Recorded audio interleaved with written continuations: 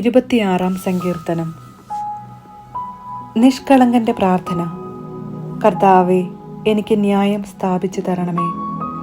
എന്തെന്നാൽ ഞാൻ നിഷ്കളങ്കനായി ജീവിച്ചു, ചാഞ്ചല്യമില്ലാതെ ഞാൻ കർത്താവിൽ ആശ്രയിച്ചു. കർത്താവേ, എന്നെ പരിശോധിക്കുകയും പരീക്ഷിക്കുകയും ചെയ്യുക. എൻ്റെ ഹൃദയവും മനസ്സും ഉരച്ചു നോക്കുക. അങ്ങയുടെ കാരുണ്യം എൻ്റെ കൺമുൻപിലുണ്ട്.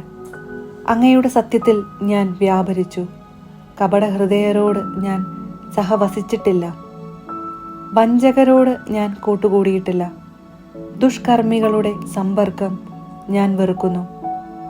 നീചന്മാരോടുകൂടെ ഞാൻ ഇരിക്കുകയില്ല. കർത്താവെ, നിഷ്കളങ്കതയിൽ ഞാൻ എൻ്റെ കൈ കഴുകുന്നു. ഞാൻ അങ്ങയുടെ ബലിപീഠത്തിന് പ്രദക്ഷിണം വയ്ക്കുന്നു. ഞാൻ ഉച്ചത്തിൽ കൃതജ്ഞതാ സ്തോത്രം ആലപിക്കുന്നു. അവിടുത്തെ അത്ഭുതകരമായ സകല പ്രവൃത്തികളെയും ഞാൻ പ്രഘോഷിക്കുന്നു. കർത്താവെ, അങ്ങ് വസിക്കുന്ന ആലയവും അങ്ങയുടെ മഹത്വത്തിൻ്റെ ഇരിപ്പിടവും എനിക്ക് പ്രിയങ്കരമാണ്.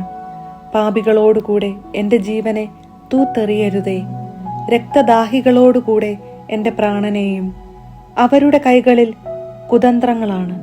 അവരുടെ വലത്തുകൈ കോഴ കൊണ്ട് നിറഞ്ഞിരിക്കുന്നു. ഞാനോ നിഷ്കളങ്കതയിൽ വ്യാപരിക്കുന്നു. എന്നെ രക്ഷിക്കുകയും എന്നോട് കരുണ കാണിക്കുകയും ചെയ്യണമേ. നിരപ്പായ ഭൂമിയിൽ ഞാൻ നിലയുറപ്പിച്ചിരിക്കുന്നു. മഹാസഭയിൽ ഞാൻ കർത്താവിനെ വാഴ്ത്തും.